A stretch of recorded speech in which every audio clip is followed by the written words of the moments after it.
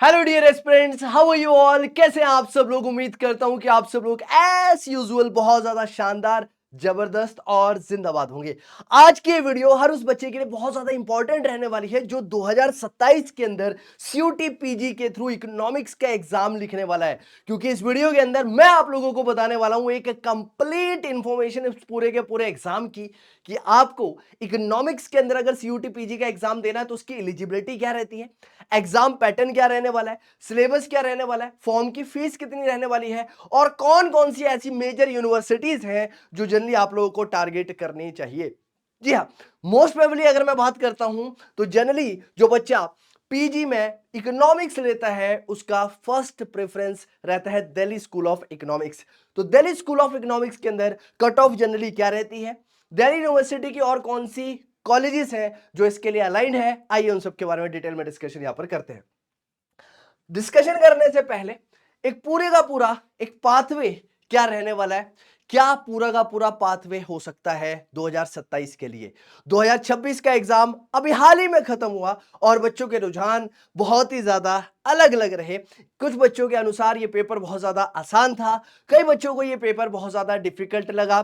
लेकिन अगर मेरी राय में पूछा जाए तो ये exam moderate to easy to moderate level का एग्जाम था इस बार का। लेकिन क्या 2027 के अंदर भी आपको मॉडरेट लेवल का ही एग्जाम देखने के लिए मिलने वाला है? ऐसा जरूरी नहीं है। इसके लिए आप लोगों को जरूरी है एक कॉम्प्रिहेंसिव स्टार्ट करना, और उस कॉम्प्रिहेंसिव स्टार्ट के लिए हमें जानना होगा कि हमारी अप्रोच क्या रह सकती है, एग्जाम ओवरऑल किन चीजों को टैकल करता है।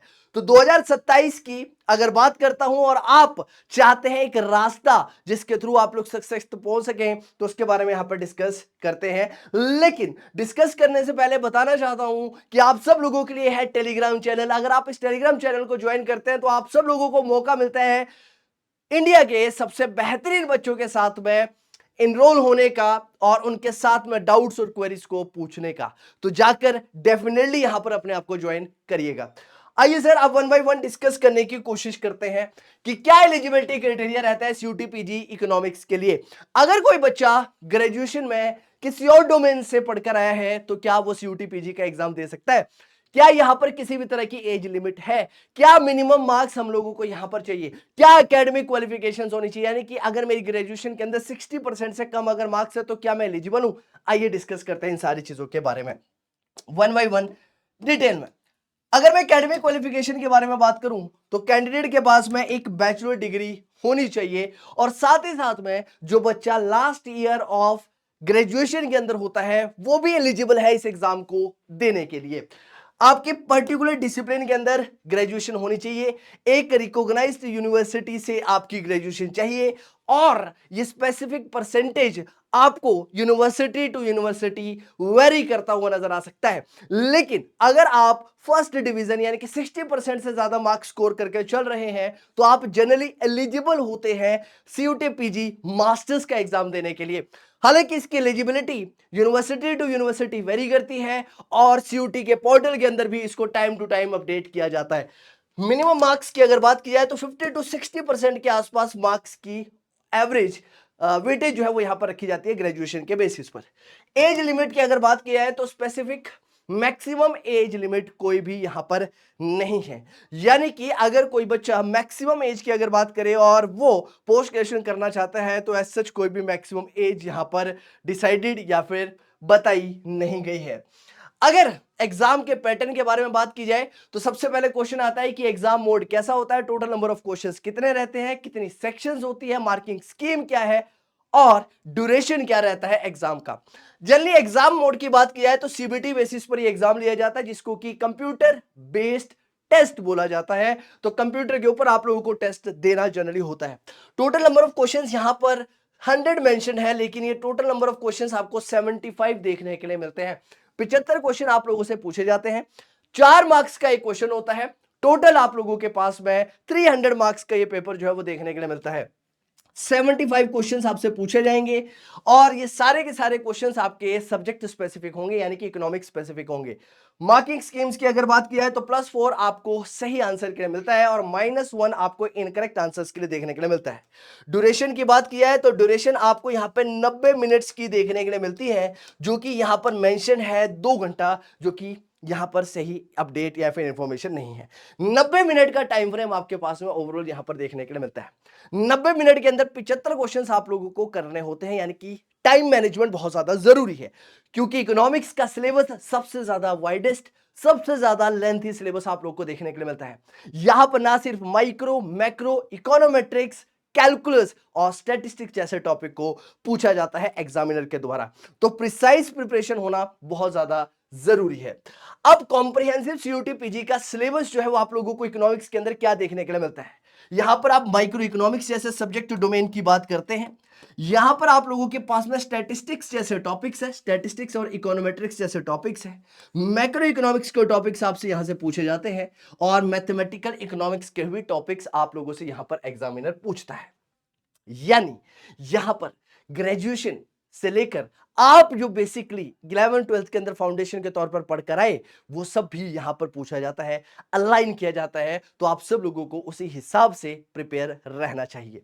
एग्जामिनेशन की फीस की अगर बात कर ली जाए तो एग्जामिनेशन फीस जनरली बढ़ा दी गई है अब सीयूटी के द्वारा, क्योंकि सीयूटी चाहता है कि वही बच्चा इस एग्जाम को देने के बारे में सोचे जो कि डेफिनेटली चाहता है इसके अंदर एडमिशन लेना। फालतू के बच्चे जो प्रिपेयर नहीं कर रहे हैं और just for the sake of giving the exam इस एग्जाम को फिल करते हैं, उनको रोका जाए इस एग्जाम को भरने से।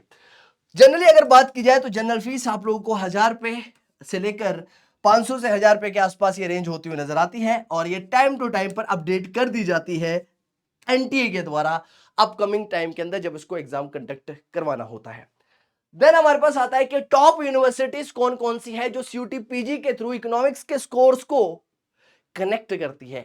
यानी कौन सी ऐसी यूनिवर्सिटीज है जो सीयूटी पीजी के थ्रू एडमिशंस लेती है और कहती है कि हमें अलग से अपनी एडमिशंस करवाने की आवश्यकता नहीं है, हम ये एग्जाम लेकर आप लोगों को एडमिशन दे देंगे।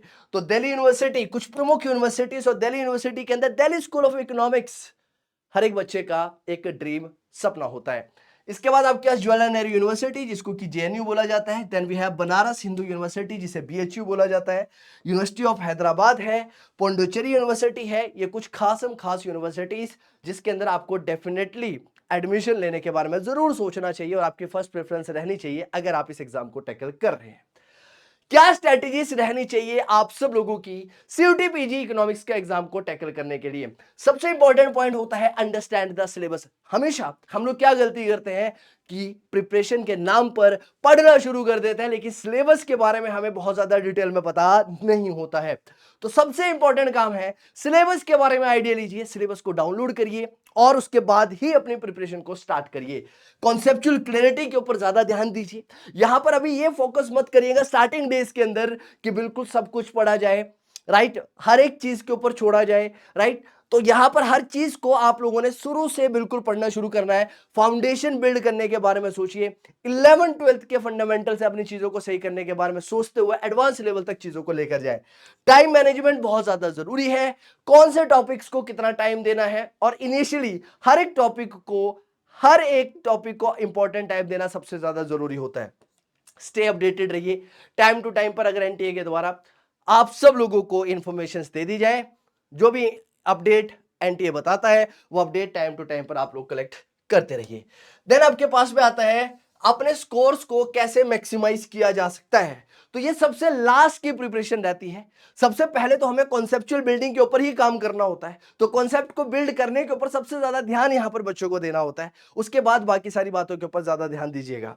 यहां पर मॉक टेस्ट के बारे में बात की जाती है, प्रीवियस ईयर पेपर्स को सॉल्व करने के बारे में बोला जाता है और अपनी परफॉर्मेंस को एनालाइज करने के बारे में बोला जाता है कि अपनी परफॉर्मेंस को एनालाइज करिए कि आप किन किन एरियाज के अंदर पीछे छूट रहे हैं बाकी सब के मुकाबले जो एग्जाम को देने वाले हैं।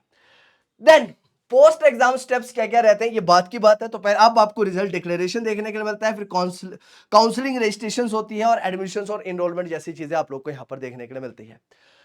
ना अपनी स्ट्रेटेजी को प्रॉपर्ली बिल्ड करने की कोशिश करिए और एक प्रिपेयर्ड माइंडसेट के साथ ही इस एग्जाम को टैकल करिए, क्योंकि अगर आप सब लोग प्रिपेयर्ड नहीं होंगे और सोच कर नहीं बैठे होंगे कि इस एग्जाम को देना है, तो सिलेक्शन होने की प्रोबेबिलिटी कम हो जाती है। तो मिलते हैं आप सब लोगों से इसी तरह की वीडियो के साथ। Till then take care. जय हिंद, जय भारत।